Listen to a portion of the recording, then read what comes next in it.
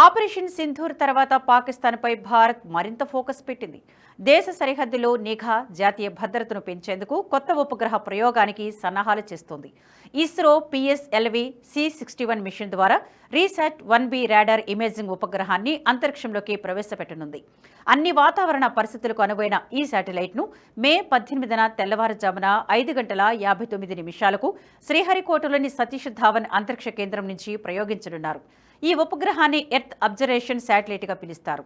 ఈ ఉపగ్రహం అత్యాధునిక సి బ్యాండ్ SAR వ్యవస్థతో అమర్చబడి ఉంది. దేశ సరిహద్దులో రాత్రింబవళ్లు శత్రువుల కదలికలను ఓ కంట కనిపెడుతూ నిఘా సమాచారాన్ని ఎప్పటికప్పుడు అందిస్తుంది. చొరబాట్లను గుర్తించి ఉగ్రవాద నిరోధక చర్యలకు సహాయపడుతుంది. దేశ రక్షణ రంగానికి ఈ ప్రయోగం కీలక ముందడుగా భావిస్తున్నారు. వ్యవసాయం నుంచి అడవులు, నేల తేమ పర్యవేక్షణ, భూగర్భ శాస్త్రం, వరద ప్రమాద హెచ్చరికల వరకు 24 గంటలు పనిచేస్తూ చిత్రాలను అందిస్తుంది. ఈ ఉపగ్రహం బరువు 1700 కిలోల బరువు ఉంటుంది.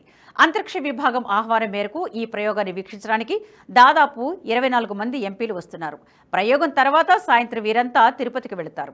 అక్కడ ముఖ్యమైన సైన్స్ అండ్ టెక్నాలజీ సంస్థను సందర్శిస్తారు.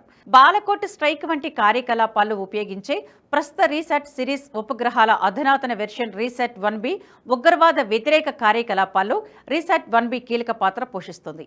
ఆపరేషన్ సింధూర్ తర్వాత కొద్ది రోజులకే ఈ ప్రయోగం జరుగుతుండడం ప్రాధాన్యతను సంతరించుకుంది.